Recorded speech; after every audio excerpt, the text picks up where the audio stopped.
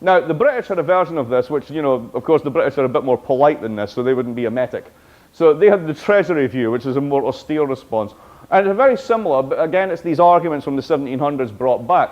So the basic idea is that free trade is welfare enhancing. Well, the Brits would say that because they were 50% of the global economy at that point in time, and most of their free trade was done with empire. But put that to one side. You know, I'm sure the Indians thought it was free trade when they showed up, and so did the Chinese. But anyway, in the 1920s, this is Churchill when he was Chancellor of the Exchequer, the finance minister. He comes out with this memoranda written by a guy called Henderson that basically responds to a guy called Lloyd George's thing about can we do something about unemployment.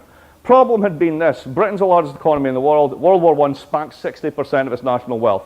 They run the gold standard, basically exchange rate clearing mechanism for the global economy. They have a choice. If they go back on the gold standard with a high exchange rate, it protects all the people who hold sterling paper because you're not devaluing their assets.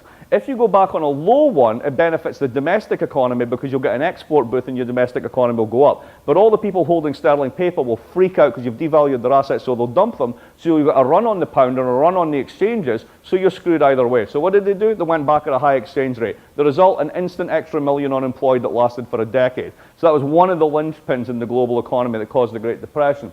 So lots of people are saying, can't we do anything about this? Can we do something about unemployment? And along comes the memorandum that says no, and there's an argument called Ricardian equivalence. Any spending now is going to be zero sum against taxes in the future. So if you know that, if the minute you do it, it nullifies its own effect, so don't even try.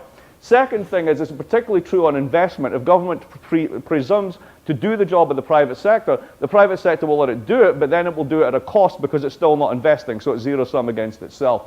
And the last one you may remember from the Obama stimulus was the lack of shovel-ready projects. Remember that language? It's written in there. It was called the lack of suitable public works.